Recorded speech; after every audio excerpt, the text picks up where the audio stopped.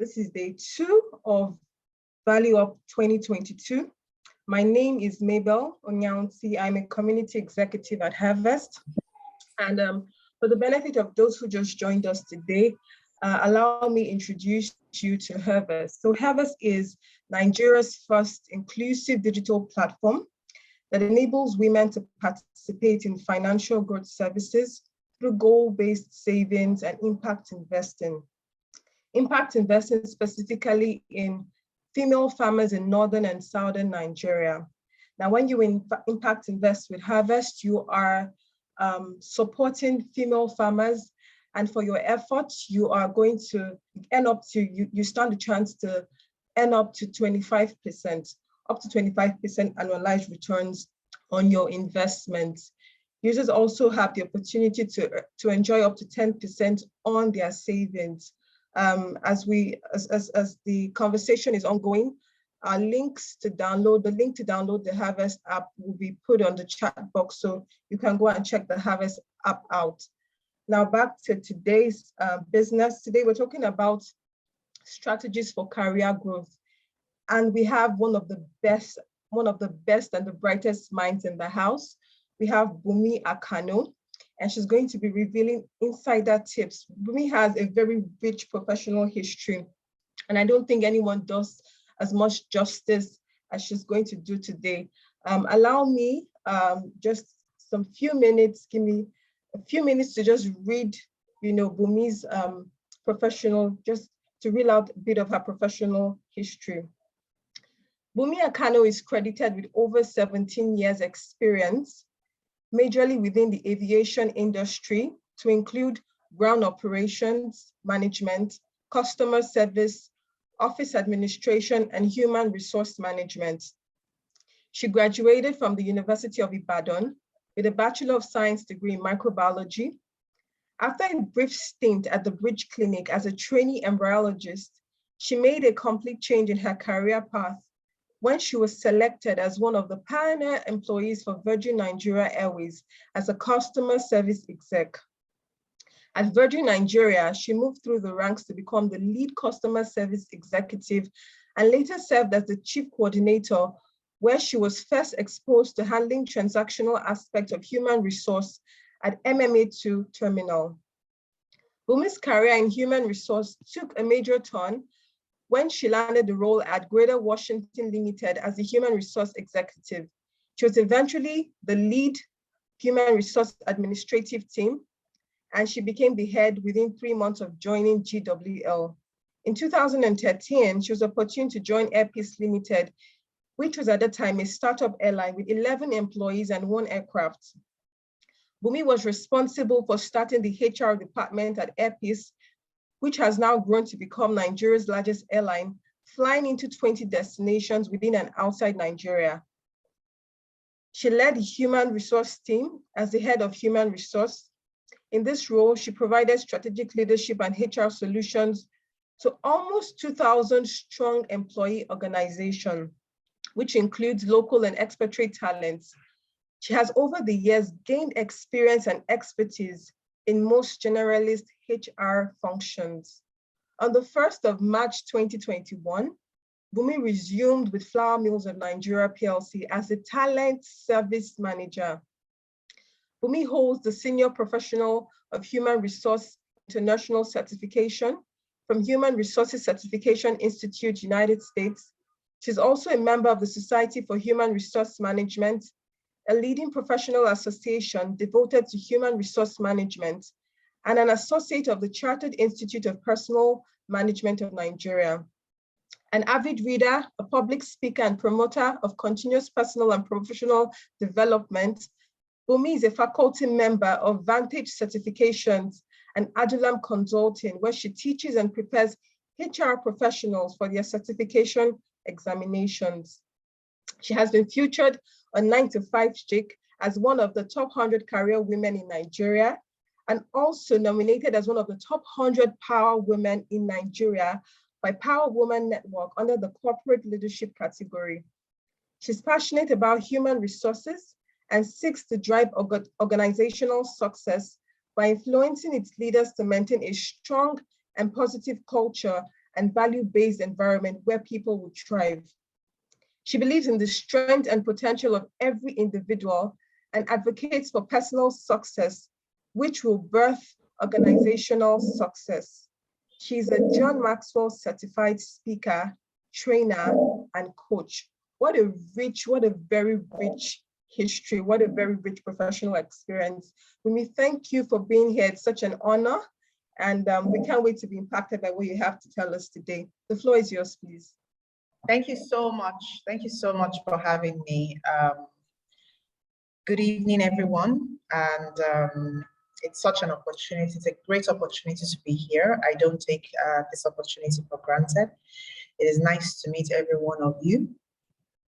I'll just share my slide. I hope you had a great week. I want to assume that you are all career women here. I'm not sure if there's any guy on the call, career men and women here. And you had a good week, you had a fulfilling week. And I'm sure that even if your week didn't go as planned, I'm sure that you're going to make next week better. However, please endeavor to rest this weekend. Rest is very, very important. It's quite tough working in this environment. Being a 9-to-5 person or being in the corporate world in Nigeria comes with its own unique sets of challenges. But we are strong people, but we shouldn't take our strength for granted and continue to push ourselves. So even as we plan to have a better week next week, let us take time out to rest. So without much ado, let me share my screen and just confirm if you can see it. Once you can see my screen, you let me know.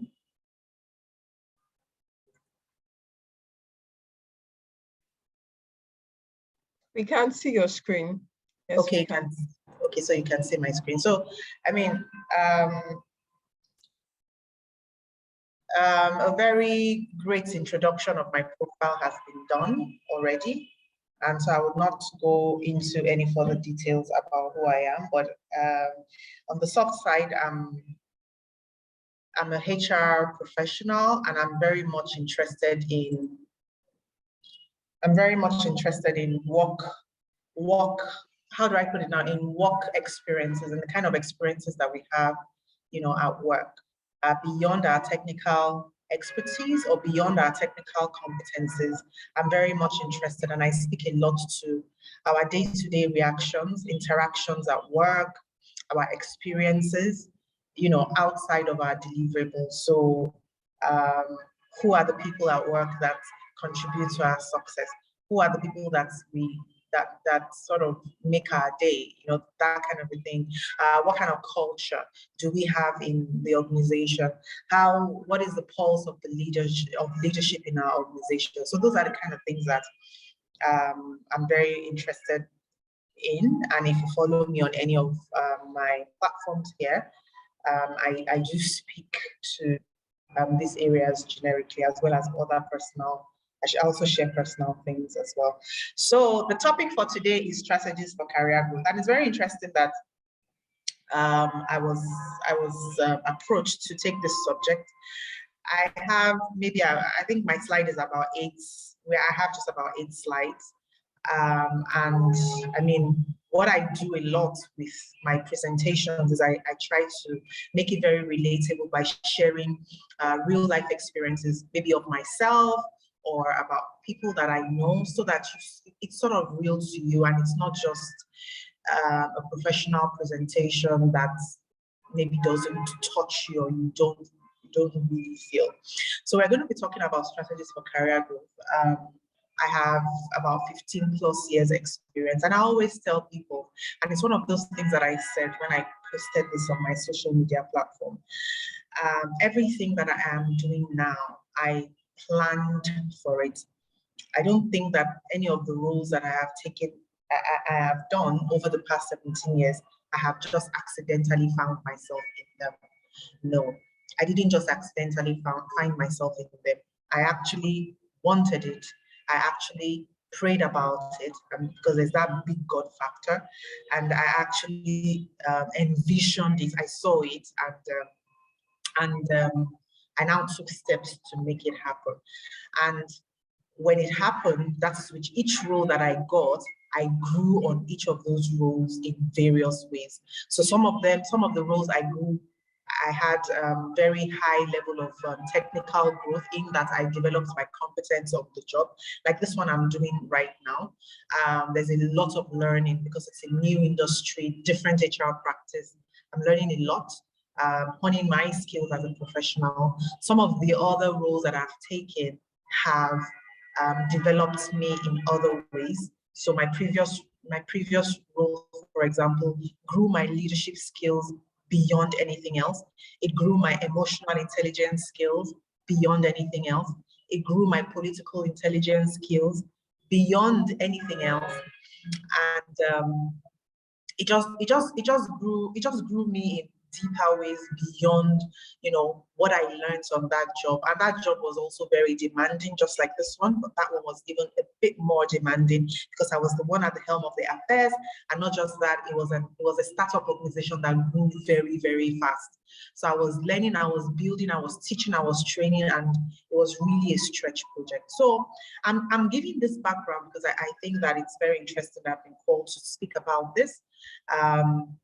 I won't say I'm an authority. I will not just say that I'm an authority. What I would say is that it has been my experience. It has been my career experience to grow, to take certain steps to get to where I am today.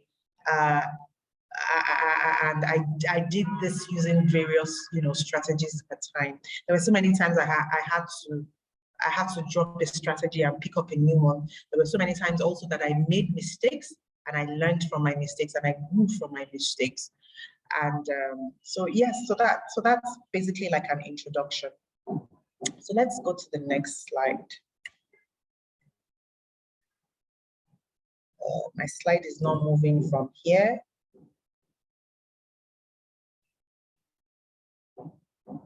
Can you see, am I still on the intro sheet? Okay, it's moved, okay.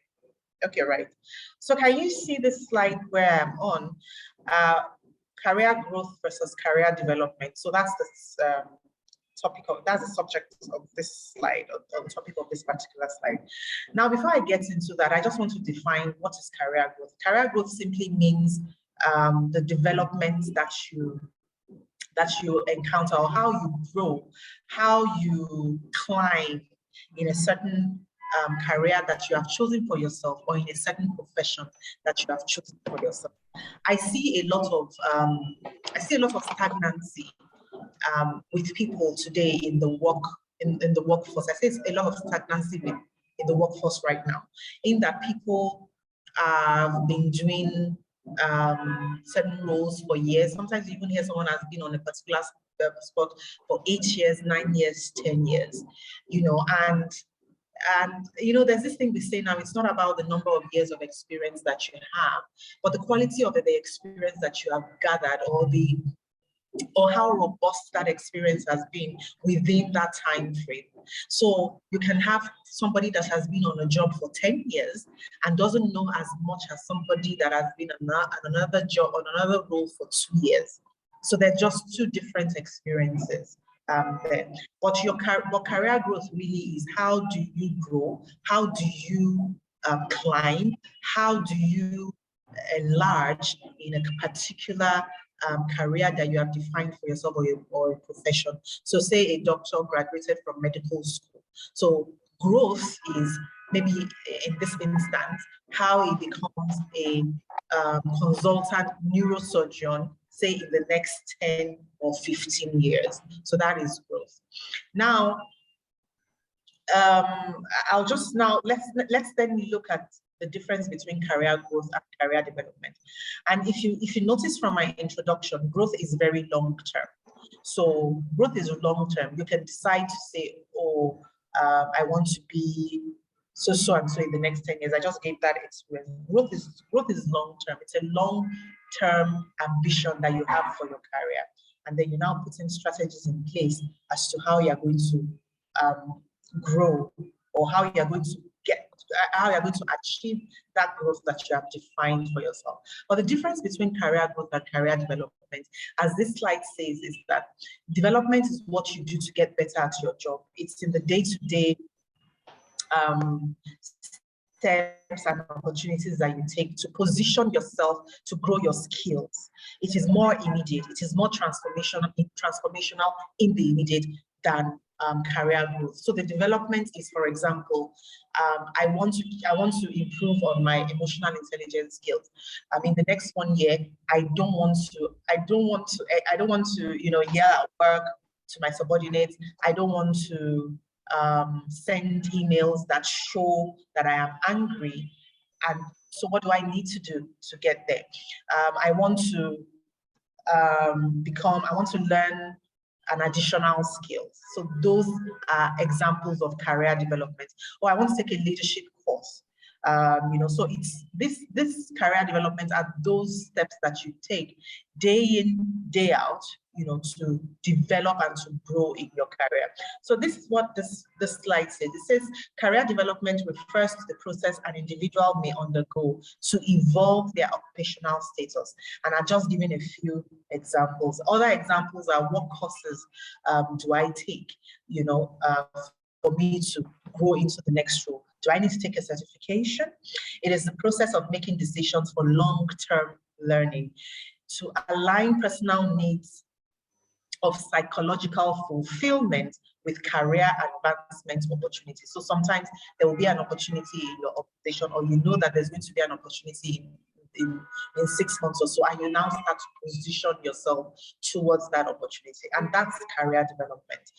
You can also look at the kind of individual development plans that yourself and your line manager may set for yourself during the appraisal cycle, or during the performance management cycle yearly, or as the case may be in your organization, as steps that you will take towards career development.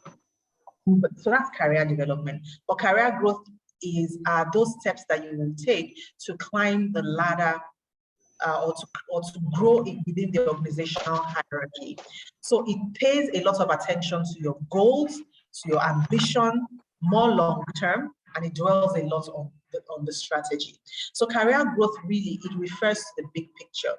It is the overall progress of someone's professional life. So this is the overall progress of your professional life.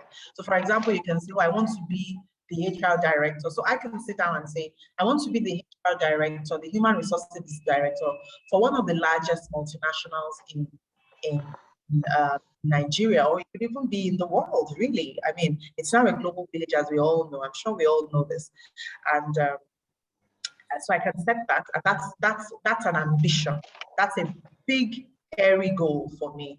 And what are the kinds of roles, what are the kinds of decisions, what are the kinds of practices that I need to put in place to now, get to that big picture goal that I have crafted for myself. I could also say that, I want to be one of the top 5 human resources professionals in Africa or in the world. So what kind of roles, what kind of responsibilities, what kind of opportunities will I be taking to achieve that goal?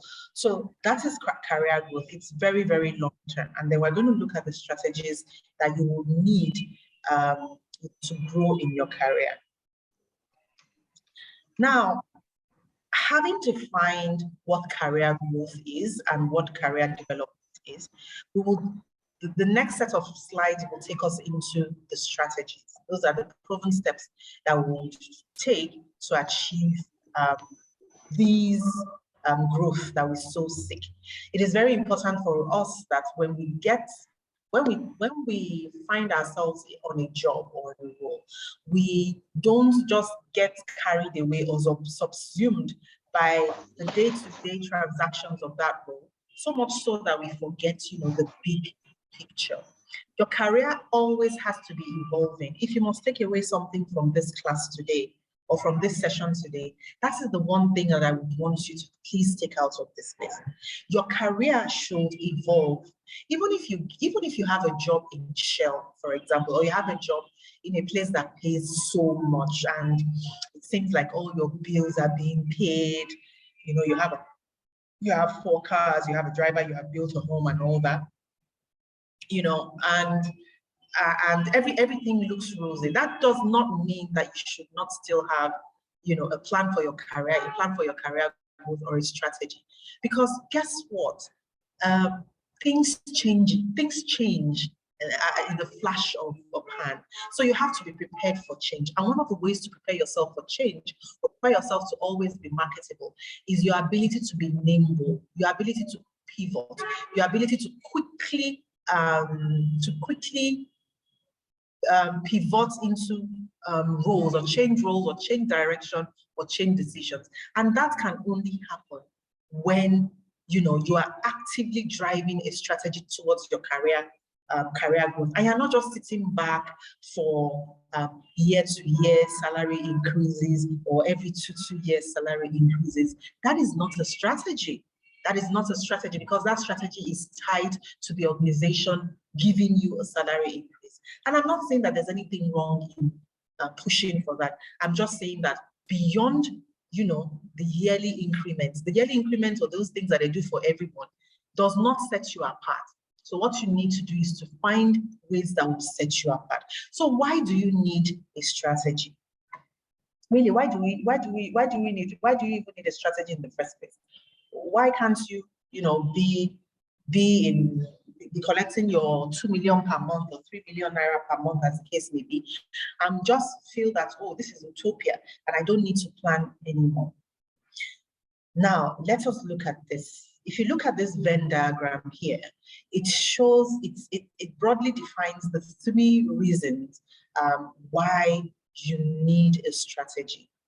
And there are many others, but I have just crafted this into these three reasons, and they're all interrelated, and they will go into some of the points that I've put in here. Now, you need a career strategy because it helps to keep you motivated. Now, you will continuously be inspired to continuously be inspired to put in your best when you are motivated, because what is driving you is not the salary as such. It is not, oh, did my boss smile at me today? You know, it is the strategy that you have defined for your own self, or the vision that you have crafted for your own self, for your own career. And that is what keeps you going. So that's one of the reasons why you need a strategy. A strategy keeps you motivated. And because your strategy changes per time, it's not static. Your strategy will change almost every year, or maybe every two years. As things change in your career, your strategies change. So even if you have one networking strategy for now, in the next 2 years, you may have to change your networking strategy. So for example, I have crafted a little bit of change into my networking strategy for the next 2 years. And that is because of what I want to achieve in my own career. So having a strategy keeps you motivated. It also helps you to achieve your goals, because you are not walking blindly, which is what a lot of people do in the workforce today. Take about 70 to 80 people in the workforce. They're just going through the notions. You know, they're just going through the notions, working. And maybe that is not such a bad thing, but what that is you are just surviving, and you are not being proactive and being in the driver's wheel of your career. But if you have defined a strategy and you have defined a vision and you have goals towards that, what this helps you do is that your strategy helps you to achieve your goals. So you've defined your goals and you have them monthly, quarterly, yearly, as the case may be. And you know that thing about you know, striking off a goal. So for example, this is the 20th day of the first month for me, and I have already achieved one of my own goals, you know, around my career. And I'm excited. Like, I was so pumped up when I was able to do this about 2 days ago, you know, and that increases my productivity. It makes me excited. It makes me give my best at work. Some of these strategies may not be tied to the workplace. They are tied to grander things that feeds your eventual vision. Because, you know, your vision is not just your career, which is your 9 to 5. Your vision for your life, you have a life vision, which is beyond just your career vision or your career strategy. So what a strategy does is that it helps you it increases your productivity as you achieve your goals. And also it helps you to stay in control. As you plan for the short, mid, and long-term goal, having a strategy gives you a sense of ownership over your future. So you're not just floating, you're not just floating, you're in control. You know the reason why you are doing some things that you do.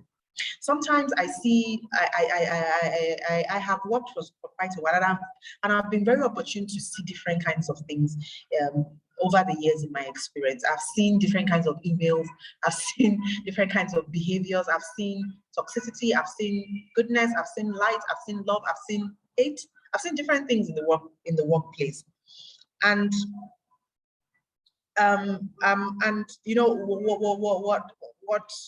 what will define you and will not make you get carried away is that control that you have, because you have defined where you are going to.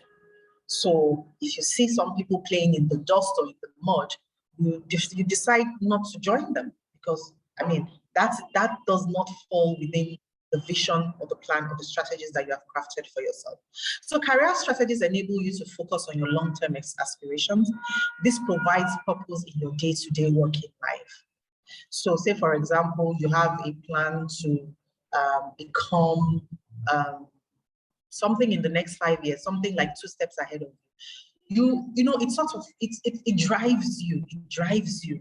And so that long-term aspiration helps you give purpose to your day-to-day routine work. Because come to think of it, a lot of us do jobs that are routine. We are doing the same thing day in, day out, and it has the tendency of getting boring. It has that tendency of getting boring. So if you don't want to fall into that trap of boredom, you need to have that strategy that feeds your purpose, which is what you are working out.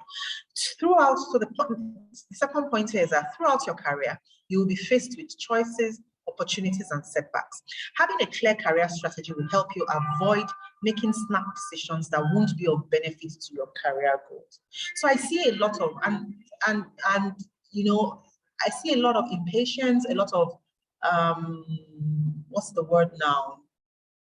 A lot of impatience. People are not willing to play the long game, or to be patient, or to be resilient, to take on the heat. So maybe your line manager talks to you in a way that you don't like. And I'm not for toxicity. I'm just saying that there are days when, your line manager is not going to be pitchy and smiling with you. There are days when there are times when you're just going to have a really poor day. So, but are you now going to make decisions? I remember one time that I think it was 2015 or 2016 or 2015 or thereabout, just a year or 2 years into my former role. And my boss sent an email to me that I did not like. I didn't feel, because I had a lot of pride then. I was dealing with a lot of pride, and I had to let go of that pride. And so he sent an email to me, and I didn't like the way I was spoken to in that email. And do you know the next thing I did? I just went off and I resigned. And honestly, I think looking back now, it was one of the silliest things I've ever done. Because why would you resign because somebody wrote to you in a way that you don't like? You resign because it's time for you to leave. You resign because you have reached, that point in that particular organization where you've told yourself that I'm not going beyond that. You don't take knee-jerk reactions. So eventually, my boss now calls me and says, why did you do this? And well, we talked through it, and I was told to withdraw my resignation letter. But sometimes people don't get that kind of second opportunity, and then you end up wallowing in regret. So you're going to have setbacks, you're going to have horrible days, but your strategy helps you stay on track. It helps you not to make knee-jerk reactions, because you know that if I resign now, I still have this, my 3-year goal ahead of me. Resigning now is not going to feed the experience that I need, for this, my 3-year goal. Most importantly, a career strategy will help you see what you have achieved and how far you have come. So I've had a lot of challenges in my life, and in retrospect, looking back at those challenges now, I'm happy that I went through them. But when I was going through them, I didn't like it at all. It was very painful, and I really wanted to run. I wanted to run away. What is this? But looking back now, I'm like, oh wow, I achieved that. Oh wow, I went through that fire and I came out well. So that's what a career, and one of the reasons why I stayed back in those challenges, it's so much so that my very good friend, my best friend, she would tell me, my God, we are so strong, but I had to stay back because I had crafted a plan for myself, a career plan for myself. And at that point in time, the place where I was still serving that vision that I had for my career at the time. And when it stopped serving the vision, I knew that it was time to go, and I left. So your career strategy will help you look back and see how much you have achieved. I think having a strategy will also help you through the bad days. I mean, we've spoken about that, and helps you to recognize what you have already achieved and what is still possible. I think those are really the same thing. Now, I think I call this the career quadrant. Something is blocking my screen, but I think what is in here is the career quadrant. The reason why I want to speak about this is because it is really very important that we are excellent in all that we do. There is no middle ground, honestly. There is no middle ground. And look at this grid here. The reason I'm talking about this is that I hear a lot, and there's a lot about loving what you do. And I'm all up for loving what you do, or find something that you love to do. But the fact of the matter is that it's not every time, let's be honest with ourselves, it's not every time that you're going to find something that you actually love to do. Sometimes you're not going to like what you're doing. You're not going to really like your job. It's going to be mundane, it's going to be repetitive, it's going to be boring, it's going to be, But what you need to know and what you always need to have is excellence. And that is what this grid speaks to. Or rather, that's what the 2 points here speaks to. Now, if you look at this grid, the upper part of the grid talks about people that love what they do. So on the left side, you see either you are doing it poorly or you are doing it well. And then the bottom part of the grid speaks to those that hate what they do. If you look at those that hate what they do, there's no winning here, you see. And that is the point of putting this here. There is no winning if you don't enjoy your job. And I don't know that some jobs are enjoyable, some jobs that may not be enjoyable, but that is what you have, and you try and see how you start to enjoy it. What do you need to do to enjoy your job? I found myself in times where I was very demotivated, where I wasn't giving my best, where I thought that I was not liking my job anymore. But I eventually, after a few months, and I realized that I was only doing myself, as Yorubas would say. I was only putting myself at a disadvantage with that poor attitude, because that's a very poor attitude. I was the one that was not learning. I was the one that was not growing with that attitude. So I had to find ways to now like that job again. So I found things around me to make me happy. I brought a speaker to my office. I would play music. I decided to speak more to people and be more friendly. I decided to, even when I see things I don't like, laugh about it and all that. And those were the little things that I did to make my job fun, and that helped my creativity, because honestly, if you are not happy at work, you're not going to be creative, and if you're not creative, you'll be able to solve problems. Meanwhile, that is the reason you've been employed. If you don't solve problems, somebody is not going to appraise you very well, and you will soon be on your way out. So it is in your best interest to love what you do, either naturally or by you taking active steps to love it.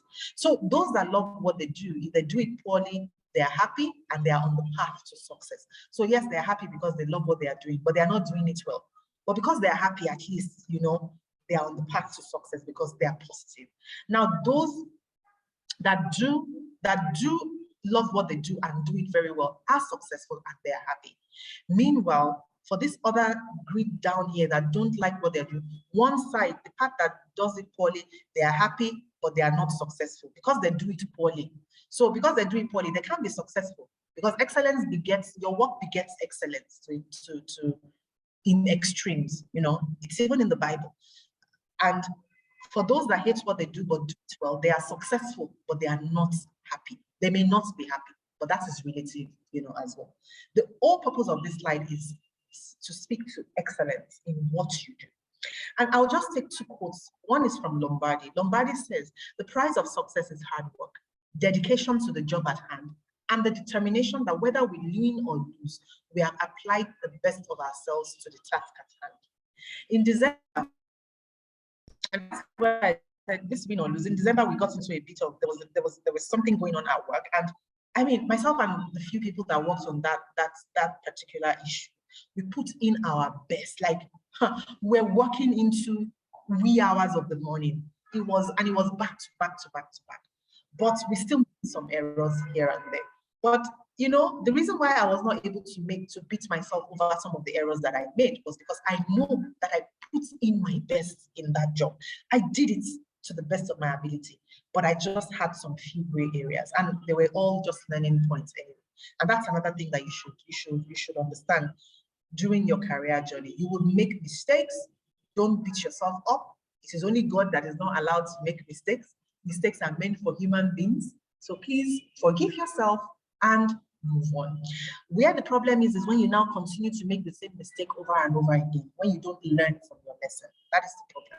When you make a mistake, forgive yourself and move on. The second quote from Pearl S. Buck says, "The secret of joy in work is contained in one word: excellence. To know how to do something well is to enjoy it." Oh God, I don't know how to talk about that. To know how to do something well is to enjoy it. And they didn't go and teach. Okay, so what I'm doing now is not like I went to learn it in one school. Yes, I did some courses, but it doesn't teach every single thing. So it's in the daily. The daily is in the learning. The meat of the matter is in the daily, in the learning, is in the doing. So your boss can give you a project and you absolutely know nothing to know. You don't even know where to start from. But you now have to take a step. Ask questions, find out, go back to him to clarify, research, go online. And that is how you build excellence. Not that, oh, what is this again that they are giving me? Oh, this thing is too much, so I can't do it. I'm not even going to commit myself to it. And then somebody continues to send a reminder. That is showing up poorly. That is showing up shoddily. So please, this slide is dedicated to us giving our best and being excellent in all that we do. And this doesn't have anything to do with salary.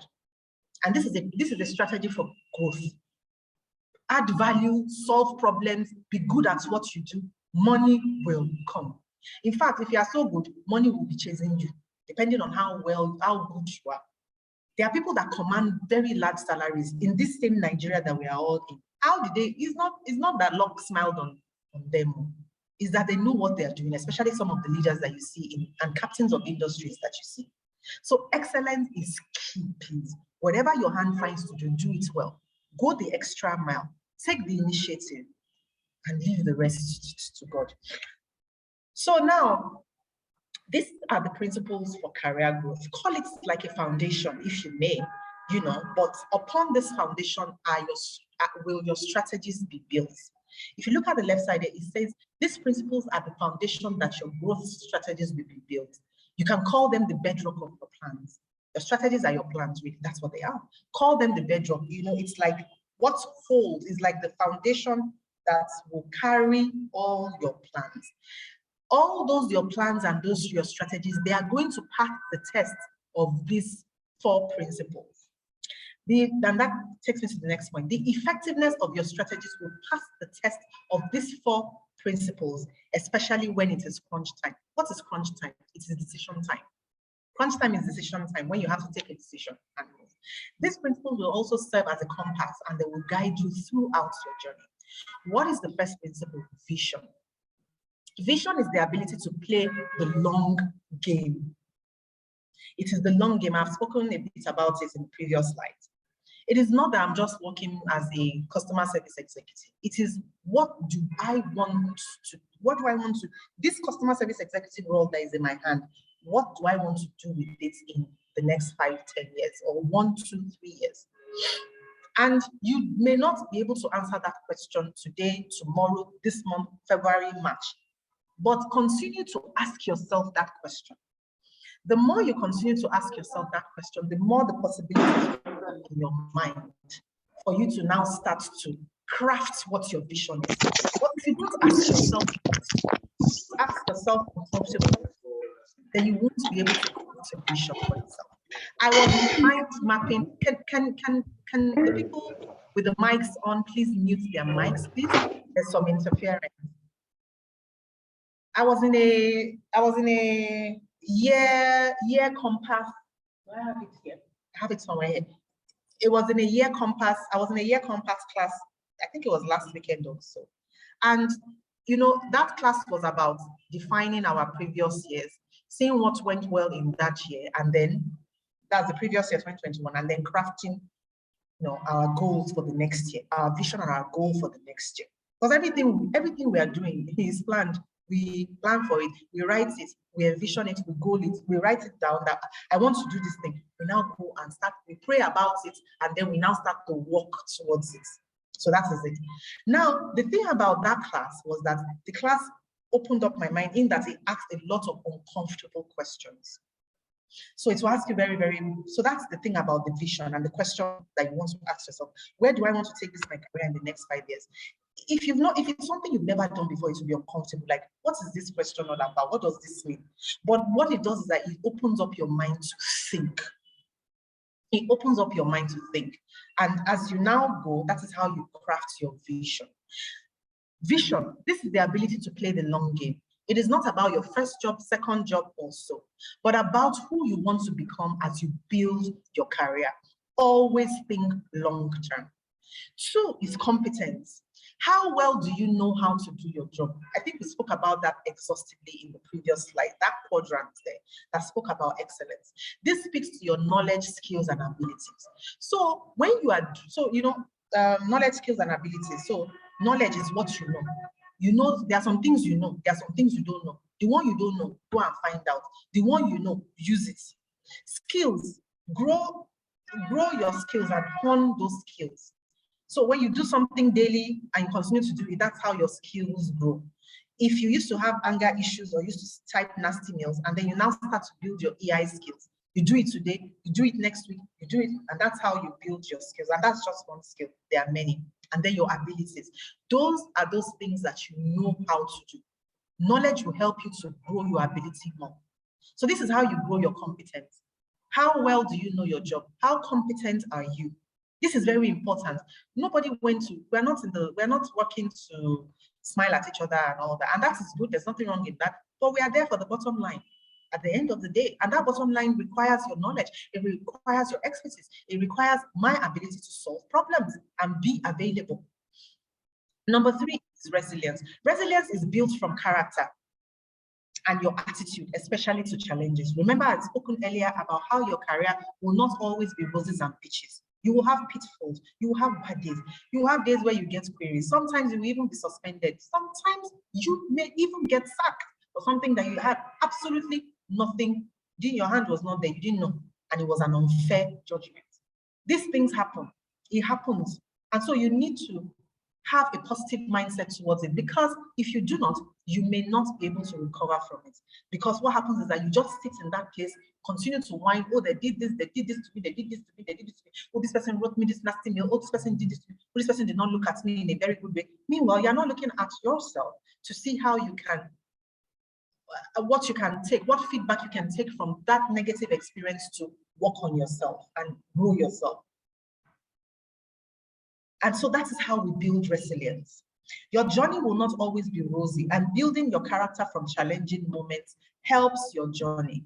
I should know this. Me, I know this. So you guys can go to social media now and you see all my fine pictures that I've paid Yagaze to help me to brush very well, and I'll put wig on and I will look there and I'll smile, and but you don't know the battles that I have faced or I am even still facing. And how much I've had to build character and build resilience, as I grew in my career. So resilience is key. You need it for the bad days, because stormy days will come and you must be prepared for it. The only prayer is that they don't come often, but that they won't come here is a lie. They will come. But the thing is that they will be far apart. And then self-reflection is the ability to reflect on our decisions, the reason we took the decisions, the outcomes of those decisions, and the learnings. I always use every opportunity to learn. Everything that happens, I use it to learn. Anything in the workplace, outside of the workplace, everything I learn from it, and I use it to better myself as a human being. For myself, for my family, for my community, for my workplace. I would go back and think, Bunmi, did you handle this well? No, you didn't. This is what you should have done better. It's just a way for me to grow. So those are the 4 principles of the foundation that I have prescribed for career growth. So all of my strategies, all of my goals around my career development, they will somehow fit somewhere in here.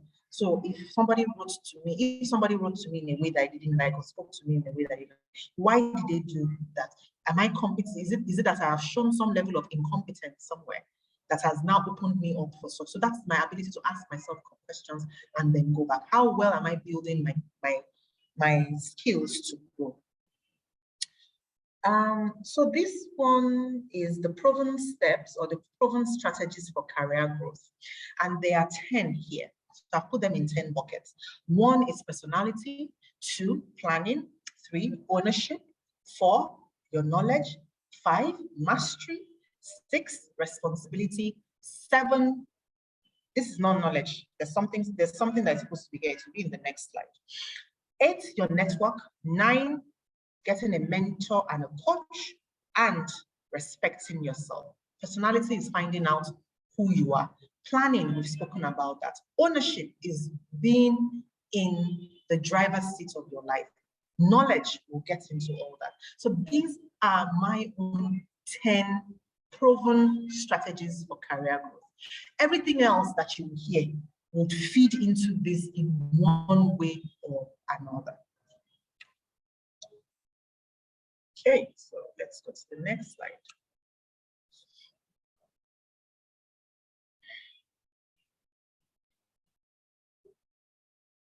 Okay, so proven strategies for career growth, personality. So now why you need to understand your personality is it helps you in the kind of decisions that you take at work. It helps you in the kind of jobs that you take and all that. You also have to consider your career values as well and how your work aligns to them. In the workplace, there are going to be different kinds of people, you know, and you're going to have a mentor of mine did a post once, and then he explained the different kinds of people at work using animals. One was a sheep, one was a donkey, one was the ox, and one, no, not ox, owl, and one was the fox. So the fox was the very sly guy, you know, those kind of people that are very ambitious and will do anything, you know, to grow. The donkey is the one that doesn't know anything. You know, donkey is just very innocent. I'm not very sure what the sheep is, but the owl is the one that has the wisdom, you know. So you need to understand what your personality is. What's your personality type? That will help you to take on roles.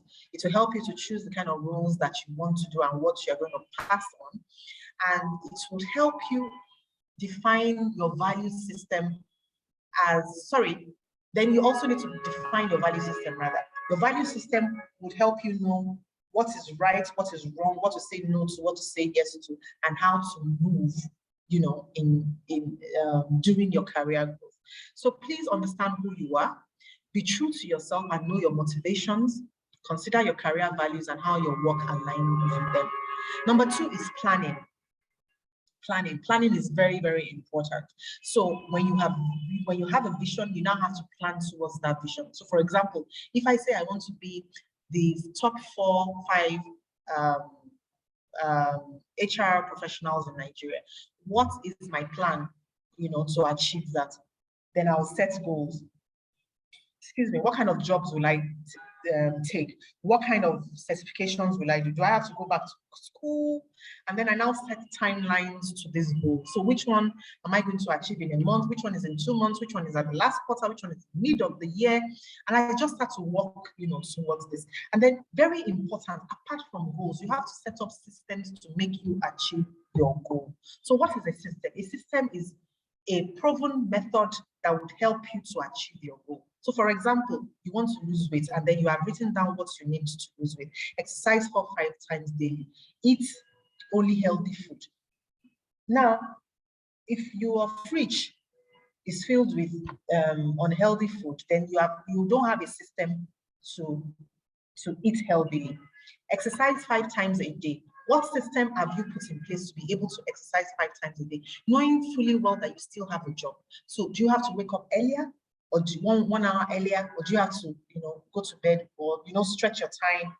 Those are systems.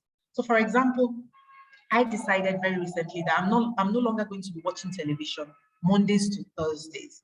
If I want to watch anything on TV Monday to Thursday, is that going to be a defined message, something that will add to me and not just a movie? So Friday, Saturday, and Sunday, I can relax. And that's because there are some certain things that I need to do. And I know that if I'm sitting down there watching movies and just faffing around after work, I will not be able to achieve. So that is the system that I've put in place. So set up systems to achieve your goals. James Clear said that we do not rise to the levels of our goals, but we fall to the level of the systems that we put in place. So for all the goals that you may have set up or whatever, if you don't have clear systems that will make you reach your goal, you're not going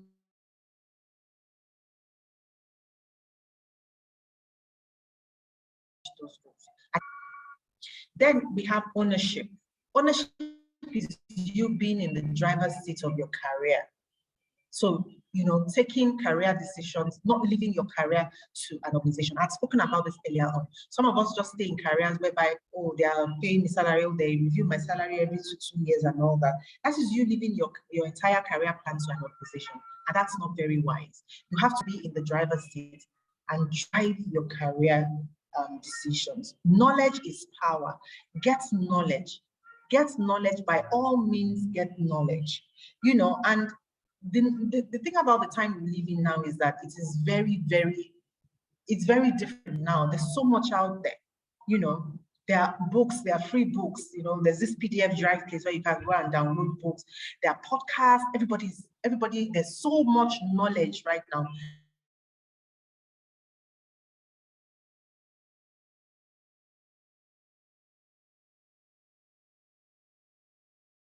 Listen to educational YouTube videos, listen to podcasts, watch videos that will edify you, read. If you have to go back to school, go back to school. If you have to take certification, take a certification. If you have to get somebody to teach you something, call them to teach you. Number 5, mastery. Master the basics of your work, and with time, you will become the master of your industry. What it is that you should be setting for yourself is that you want to be in the top 5% of people that they will call. So when they think about that your profession, in the next, say, you might give time, is it 5-10 years that you want to achieve it? When they think about your profession, they will just remember your name. That person is very good. And this has to do with that excellence that we spoke about. How do you become a master in your game? By being excellent, by learning, by reading, by growing on your knowledge, by doing every day, by failing, getting up and doing again.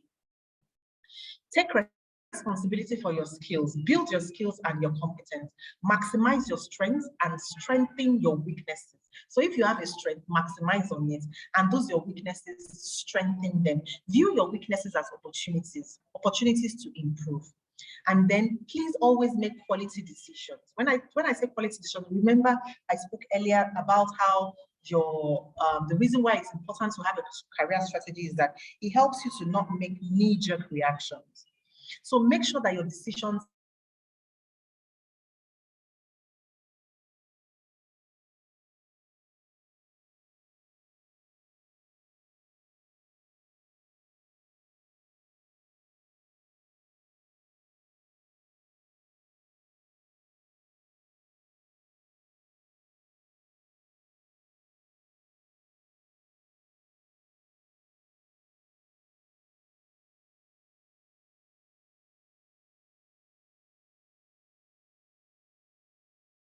very recently. It was just in 2019 that I started networking. And it was not even a serious thing. I didn't have to go to 1,000,001 events. I just had to go to a few events. And I had to start now become, say, 1 or 2 things on, join some WhatsApp groups and, just let people know you are there, really. Do you understand? So if people are looking for resources or looking for roles that they want to fill, they think of you. Get a mentor or a coach. There is a difference. A mentor. So sorry, let me speak more on that networking. So surround yourself with people who have similar goals as you do and those that want to see you win, because you're always going to have detractors. Let me tell you something. No matter how good you are, no matter how wonderful you are, Elon Musk, all those people that have done great things, they have detractors. So you will have detractors. You will have the people that will be yiming at you. What does she know? Those ones are there. So that's why you have to have a circle of people that will be cheering you on. And these are the same people too that will tell you, boy or girl, you didn't try here. You know, I have friends like that that call me out. On Tuesday, I had like a 1 hour, 30 minutes, 1 hour discussion with my very good friend. And it was just like time out, call out. This was not good. You didn't do very well here. And you just have to wear the big girl pants and just take it and say, oh, you didn't try here. You know, do better next time. Well, I didn't try here, I will do better next time. And then you move on. So be very intentional about your network and the people that that are in your life concerning your career. Number 9, get a mentor or a coach. These are people that will help you see. A coach helps you to see the potential in you. So sometimes people speak into my life and they will say things and I'm like, what are they even saying? Because even me, I'm not seeing it. And that's where you need this kind of mentor, because life can be tough. So you need people that see in you what you don't see in yourself. A coach helps you to see your potential and helps you to grow your potential. Asks you deep questions that would help you grow your potential, will help you see things that you are not seeing. While a mentor is one that has gone ahead already. A mentor is one that occupies a role that you want to be in. So for example, the person that I report to in flour mills now is a mentor. Whether he even likes it or not, is a mentor, and he doesn't mind, because I don't have to even be looking too far to find a mentor. My direct line manager is my mentor because he is doing things, he knows more than I do. I'm learning from him. He's occupying a role that maybe I want to aspire to in some years. Do you see? So he has seen and he knows things that I don't know. So that's an automatic mentor. Then you now find mentors outside of your workplace as well. So that's the role of a mentor. Also, please respect your time. So as much as the time that you spend on your 9 to 5 is important, how you spend your 5 to 9 or the time outside of work is also very important. Find time to rest, find time to do activities that are meaningful and are purposeful to you, activities that serve your life vision, activities that enables you to rest, recreate, connect, and bond. Respect your time, connect with people, spend time with your family. It's not only work, please. Work is not everything. Work is good and we're created to work, but that's not everything. So let's not make that the major and then forget about some other things that are also very, very key. Family life, relationships, your friends, your community, your church or your mosque, or other things that you do. So respect your time and rest. Intentionally take time to rest. It's only a rested mind that can be productive. So when you rest, you're able to come back refreshed. So these are my 10 proven strategies for career growth. And I can assure you that if you practice, even if it is 2 or 3, you will start to see a difference. Thank you very much. I wish you all the best as you grow, like this guy that is climbing the steps here in your career. I don't know if you have any questions. Thank you so much. Thank you so much, Bunmi. You would all agree that that was a very rich session. 10 proven strategies to level up in your career. 10 proven strategies for career growth. Thank you, Bunmi. We have some few questions in the, thank you. We have some few questions in the chat box. And this one is from Bolali. She says, kindly assist with tips on how best to approach your career when you work in an organization without a career path. Can you hear me, please? Yes, I can hear you now. Okay, Bolale says, kindly assist with tips on how best to approach your career path, especially when you work in an organization without the career path. So I think what she's trying to say is that how can you have a vision for yourself when you work in an organization that doesn't help you strive or, that doesn't help you lean into such, aspirations? Okay, good. Thank you very, very much for that. There are different kinds of organizations. Thank you so much. There are different kinds of organizations. Some have those opportunities, some don't have. Remember that one of the strategies that I put there, I said ownership. Take ownership. And what I said in that ownership was that you have to be in the wheel. You have to be the one driving your career plan. So if you have defined and you have determined already that your organization is not supporting you towards your career growth, that is even the more reason why you have to sit down and plan it for yourself. So sometimes you would have the benefit of a leader that will tell you, okay, so I have this kind of meetings with my own team members. I still had one last week and told one of them, these are some of the things that I think that you need to do to grow. But if you don't have that, you now have to find it somewhere else. You know, that is where networking comes in. That is where reading and getting information, you know, comes in. That is where getting like minds, knowing like minds that would help you see what maybe some of your, some things that you can't see. That's where it comes in. So first of all, you need to craft what your vision is. What do you want to achieve? You are the only one that can answer that question. There is no organization in this world that can help you to answer it. What the organizations have are frameworks, tools, and strategies that will help employees, you know, progress in their career. So they will say, oh, career succession. How well are we preparing this person to fit into this role, this next role in 4 years? What kind of roles do we want to give? What kind of opportunities do we want to give? But there are lots of organizations that don't do that actively. And even for those that even do it actively, you still need to have a plan. So craft your own vision. What is your own vision? Then now define your goals and start to take steps towards it. You may have to look outside of the organization that you are in, if necessary. If it is not necessary, then find like minds outside of that organization that would help you, you know, to grow. So it's all within you, and this is something that you have to define yourself and start to work towards. Thank you very much. I believe that answers the question. Another question says, how best can you get mentors, especially in your career, knowing that most people that you may want to, okay, I think what she's trying to say is how do you get mentors, especially when people that you aspire to, you know, or you look up to don't want to mentor you or they don't want to be close to you? How do you navigate that path? Okay, so this is a very interesting question, because the very first time I asked somebody to mentor me, they said no.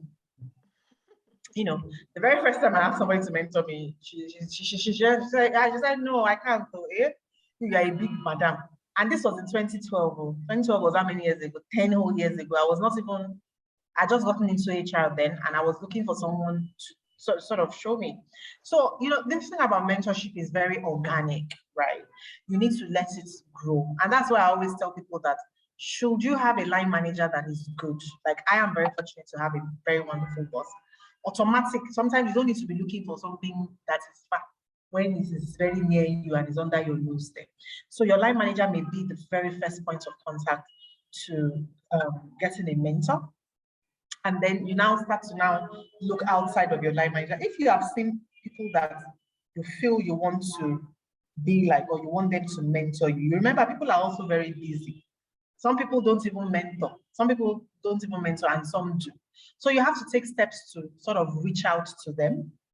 Thankfully, social media has made things a little bit, what's the word now? Has made things a little bit easier now. You can reach out to people that without physically meeting them. So you don't have to have a physical meeting. You can just send a note to the person on any of their handles, but you're not going to ask them first that you want them to mentor you. Find out what they are doing. So people send me things like that. They'll say, oh, I don't mind to support you on your next project. You know, I don't mind to help you, you know, so if I have any project, I can call them on. So offer yourself as a person of value first. You know, make yourself relevant or important to the person. And some of these things now happen, you know, with time. And give it time. That's what I always tell people, give it time. Don't beat yourself up too much. Just like any relationship, it's just like any relationship. The only relationship that is automatic is mother-child, father-child, siblings, those families, those ones, you don't have any choice, whether you even like them or not, you have to just know them. But every other one takes time, it takes effort, it takes building, it takes, you know, sacrifice. And so don't give up and don't get discouraged.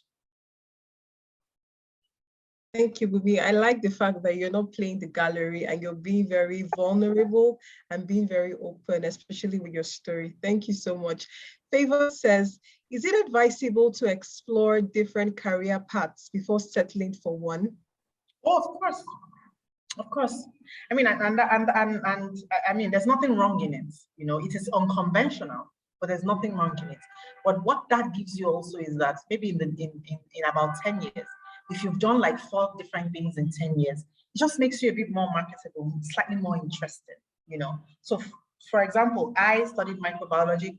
I worked as an embryologist for a year. I moved into customer service. I started doing office administration. Now I'm in HR. And guess what? I am thinking of what next. So why not? The world of work continues to evolve. So you have to be very, very strategic in the way that you're thinking about your career.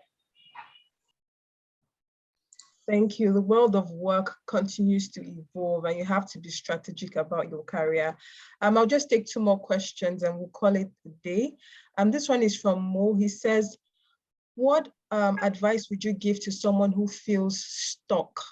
And I know this is a question in the minds of a lot of people, you know, how do I, you know, untangle myself from an environment where it's so toxic, I feel stuck, but I can't just move because of the money or probably the paycheck?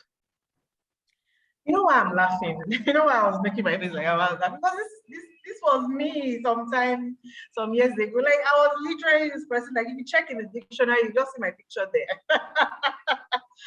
You know, and I'm trying to laugh about this so that you guys don't get too hung up about this thing. Yeah. We've all been there. We've all been there. Maybe when you saw that poster that Harvest did of me, and you were like, this person, hey, talent services manager, plan. But here I am telling you that I've been there. I have been in a place where I felt stuck. I have been in a place where I felt in a rut. I have experienced toxicity in no small measure, you know, in no small measure. And I'm here standing, and I'm here happy, and I'm here in charge of my life. It still goes back to that. That's your, what's it called? That's your growth vision that we spoke about earlier on. It's really not about all the drama that is going on in your workplace. And I'm not saying that you should stay and accept toxicity, because sometimes that can also affect you psychologically for a very long time. And that's not, I don't advise, you know, that. But what I'm saying is that don't make it really about them and about what they are doing to you. You know, continue to look within yourself and only be loyal to your own vision and your goal. And know that where you are now is a stepping stone to where you are going to, or to the next place. You are not always going to be in that toxic place. You are not always going to be stuck. What I will not advise you to do is to continue to whine, is to continue to play blame games, is to continue to not look within and see what you can do, you know, to change your own narrative. Don't make it about them. Make it about you. What do I do to change my narrative? Oh, I don't like to be in toxicity. Then I start to look for another job. Oh, these people here are just very somehow. Okay, I start to look for other professional friends. There was a time I was working in a place that was so toxic. And then when I now started making friends outside of that place I was working in, because prior to that time, they only knew me in that place. Other people didn't know me. But when other people now saw me outside, they were like, oh, wow, you're really good. Oh, wow. Everybody thought I was like a piece of sliced bread or toast bread. Meanwhile, where I was, it wasn't like they didn't think that much, but you know, see finish, my prophet is not appreciated in their hometown. You know, so you need to just craft those various ways to help you survive where you are, pending when you now get to where you want to be. So look for new friends, build networks, join associations. There are different ones. If anybody wants an association or a network that they can join, come and meet me. I will introduce you to a couple, you know, where you network with people, meet people, and then, I mean, those opportunities and the possibilities are endless. Thank you. Thank you for the tip. So at Bunmi Akano on Instagram, if you need those networks, you need those secret tips, please head over to our IG page to get them. This is the last question, and this is from Jane. She says, good evening, everyone. I'm looking at changing a career. I have started taking crash courses to prepare myself for the new career path. What else would you advise that I do? Okay, so those courses are good.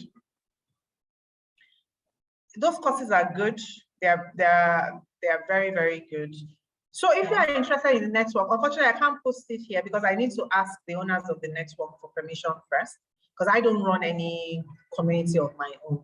So I need to ask them first so that they can tell me who you should get in touch with and all of that.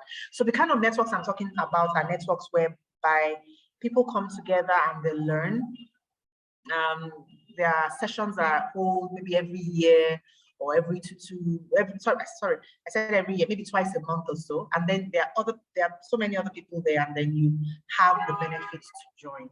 But the networks are also different in that some cater to HR professionals, some cater to professionals at the early stage of their career, and they are different. They're just different. So hit me up on Instagram, somewhere on Instagram or LinkedIn, and I will get back to you. I could also drop my number here since we're not many. You can reach me on WhatsApp, and then we'll take it up from there. So I was answering a question. So apart from the crash courses, network. So put yourself out there. Share some of what you are learning in those crash courses on professional sites. So you can decide to just share some of those things, and that's what they call, that's part of personal branding now. You know, so you sort of position yourself like, oh, I know so and so, you know, I have learned this. Just say, oh, I took this course and these are some of the things that I've learned. And also, as you now start to apply your learnings, you even have more to say. So apart from the courses, join networks. The beauty about networks is that you are able to talk about what you are looking for. You tell someone that, oh, I'm looking for a job, oh, I'm looking for this kind of opportunity, or this and this and this and this is what I'm thinking about. And then they sort of open up your mind, or they introduce you to somewhere else. The knowledge sharing on social media is that everybody gets to see you, and you never know what can happen from there. Thank you very much. So Jane, you've heard, you know, network, position yourself strategically, open up yourself, you know, it's all about personal branding in today's world.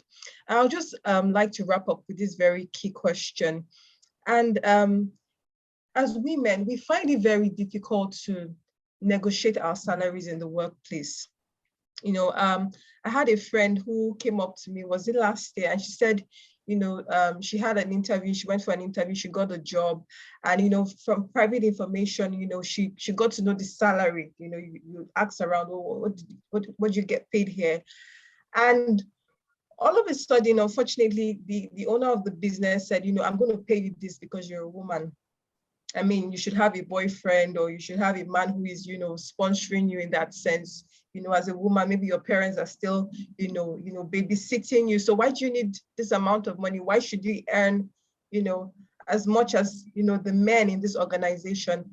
And it came as a shock to me until it happened again to someone that was very close to me.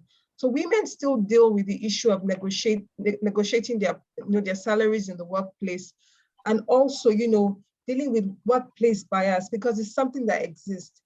How would you advise a woman today, you know, to navigate those biases and, you know, stand up for herself in the workplace? Okay, so those kinds of experiences are really, really bad. They are very unusual. 1 minute, please. They are very unusual. I mean, why would someone say that?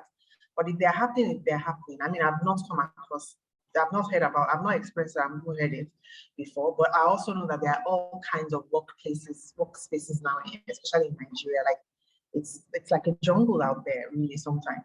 And, you know, the thing is that your value is your value. And if anybody is not really willing to pay your value, then that decision is now left to you to whether you want to insist on the pay. As long as you've done your market research, you know that what you are asking for is not beyond what the organization, you may not know what their budget is really, but for each role anyway, there's usually a budget. So it's not beyond what the organization can pay, ref budget, and is not beyond what the industry itself pays for such role.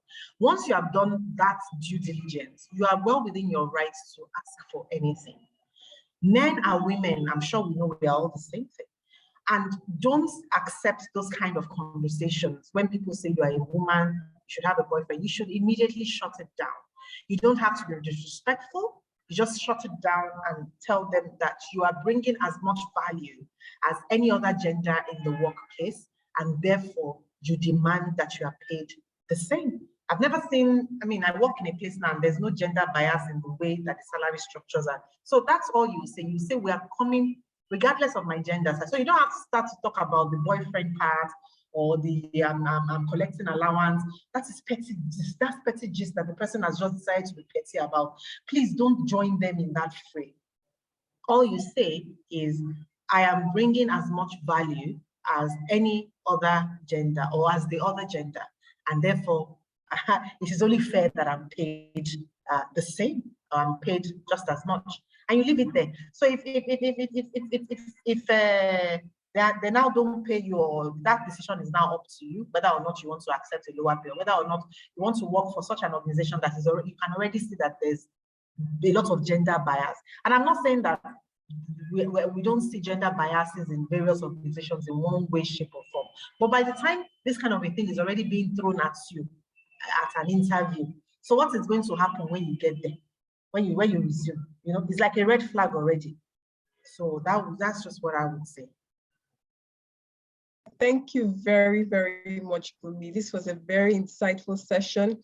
I know we were all impacted, so I just want us to go to Harvest NG on Instagram and leave, you know, a comment in the comment section on how today's session was really, really helpful. If someone says, Ma, your number, okay, definitely, I think she will drop it here. On how today's session was very, very impactful. We'll also leave this recording on YouTube, and we'll notify everyone via email when it's up. Thank you very much, Bunmi. Thank you so, so, so much. I was really, you know, my notes are filled already. I've been jotting and jotting and jotting. The strategies are so, you know, so well thought of. Thank you very much. Thank you to everyone who joined in. Okay, yes. I hope you can see her number, 08023086503. And you can follow her on IG at Bunmi Akano and LinkedIn at Bunmi Akano as well.